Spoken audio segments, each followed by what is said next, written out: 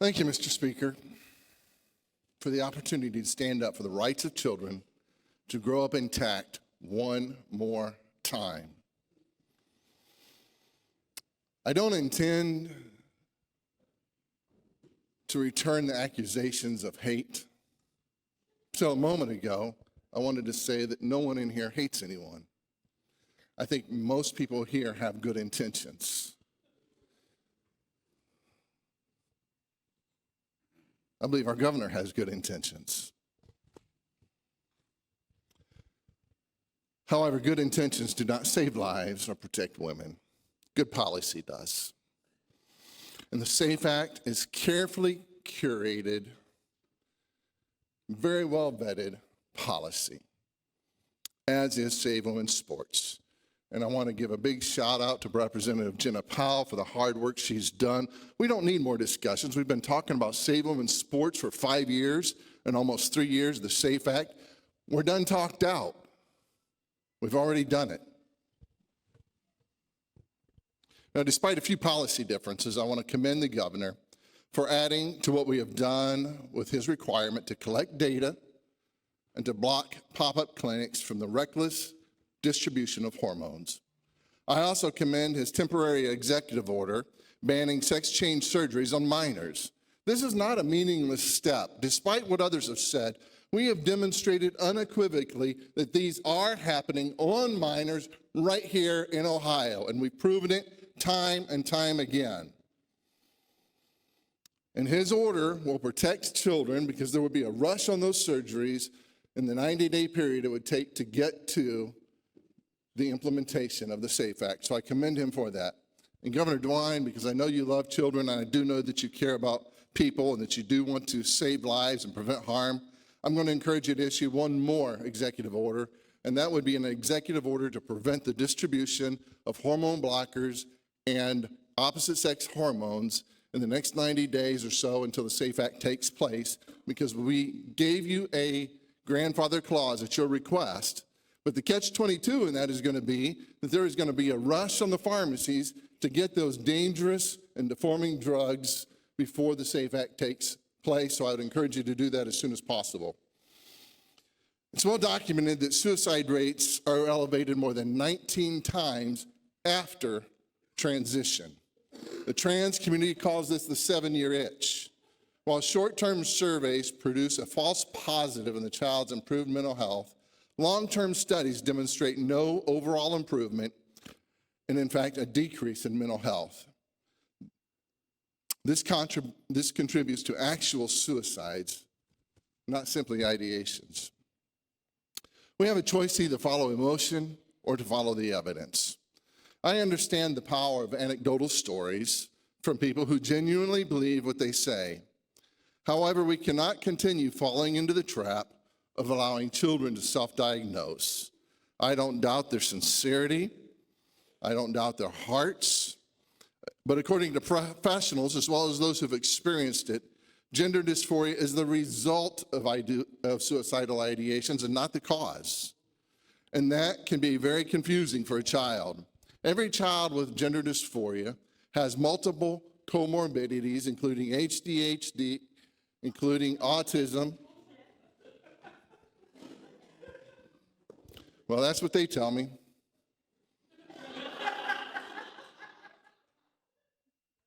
I'd like to ask the gallery to please be quiet. We're almost finished. Thank you. Thank you. They experience depression and anxiety, eating disorders, and sometimes physical and sexual abuse. The dysphoria acts as an escape from reality, and that's why the term dead naming is referring to one's old self. It is an unhealthy form of escapism. Let's look at the evidence. Ohio's hospitals first began experimenting on gender medicine on children in 2014. There was no epidemic of youth committing suicide due to gender dysphoria prior to that date. Anxiety and depression were treated with traditional means. Since then, gender dysphoria has become the fall guy for just about every type of mental illness and mental disease. Just look at the national picture. If we believe that gender-affirming care saves lives, we should have seen a decrease in youth suicides as gender clinics proliferated since the first one in Boston in 2007. But in fact, suicides have increased. If bills like the SAFE Act kill children, as some people are suggesting, then we would expect to see an increase in youth suicides since 2001, when my friend Robin Lundstrom passed the first version of the SAFE Act in Arkansas, and over 20 states since then. But what have we seen since then? We've seen a decrease in youth suicides, maybe because they're doing the hard work of psychotherapy and counseling. I understand why the governor's moved by looking in the eyes of folks who told him that having a sex change saved their lives. I've looked into the eyes of folks on both sides of this issue. I've had all those conversations. Governor, did it mean anything to you when you looked into Chloe's eyes? I know it was just a Zoom call, but she thought it meant something.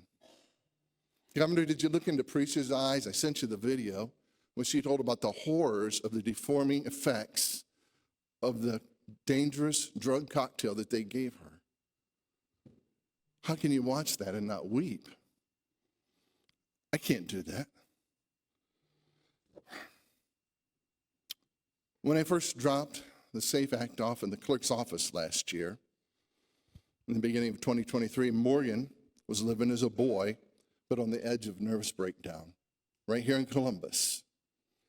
She'd been affirmed. She went through the gender-affirming care. She had the testosterone, and she had the double mastectomy that she regretted. Her gender-affirming counselor told her, "Oh, you're tall. You'd make a great boy. No one would ever know."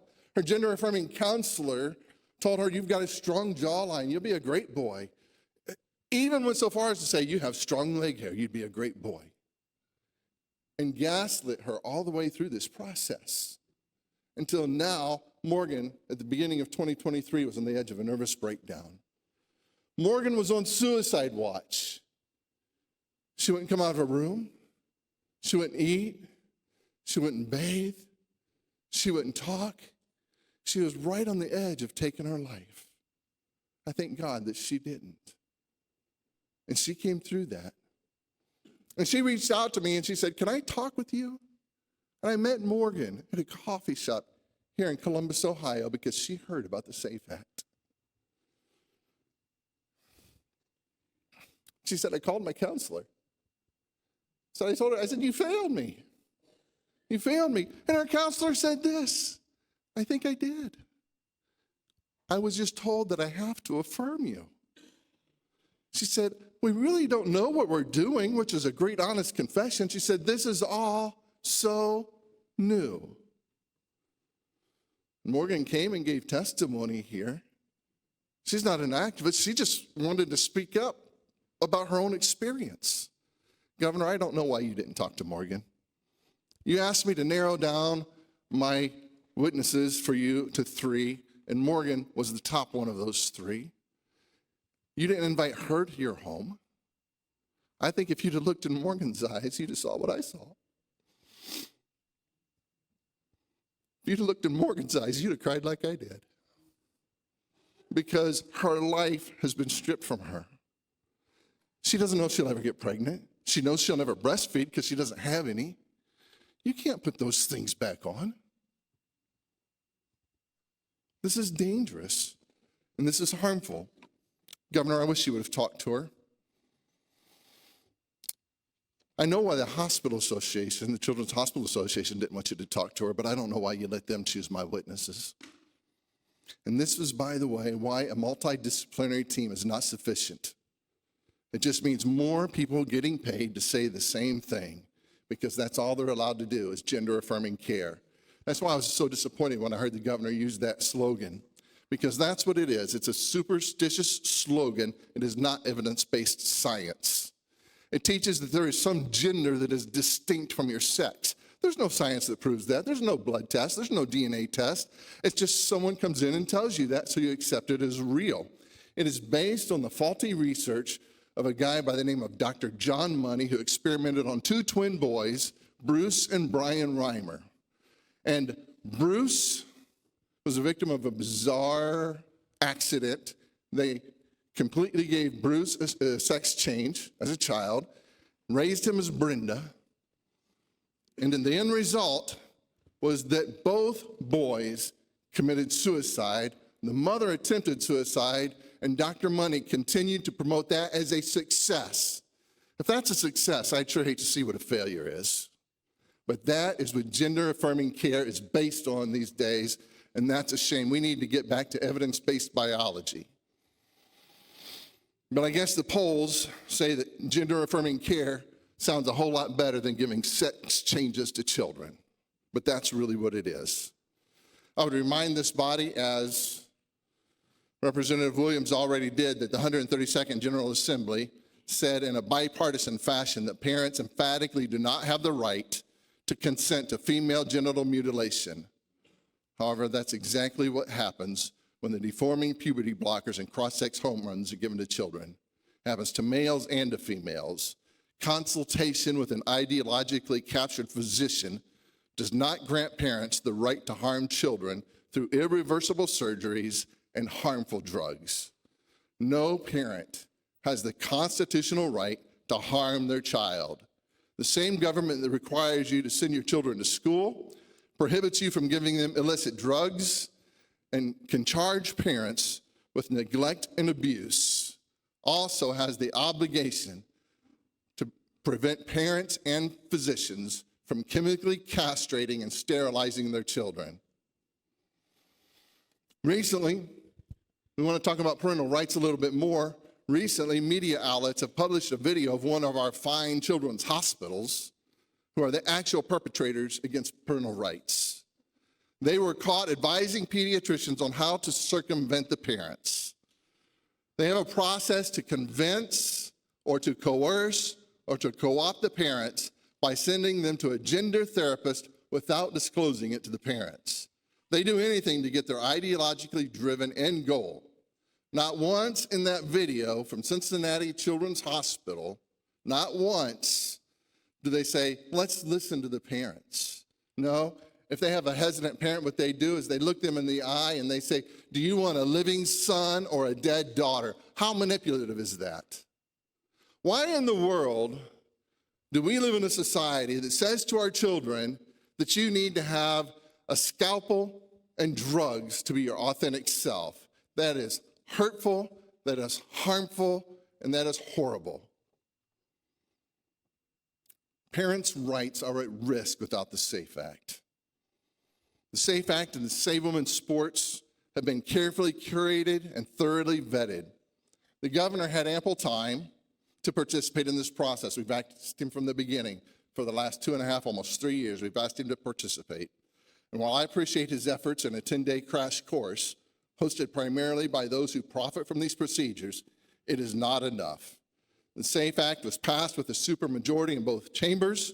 Every single statewide elected official has lent us their support in overriding this veto, as has Senator Vance, many congressmen, and the leading presidential candidates. And in fact, every single presidential candidate needs to let us know where they stand on this, because any presidential candidate that does not stand with us should not be anywhere near the White House.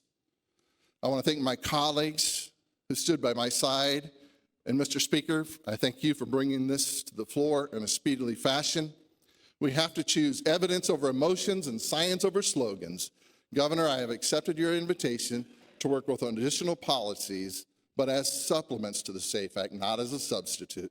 Mr. Speaker and colleagues, I urge an override of the governor's veto of House Bill 68. Thank you, and God bless Ohio, and God bless America. The question is, shall substitute House Bill 68 pass? Notwithstanding the objections of the governor, the House will prepare and proceed to vote.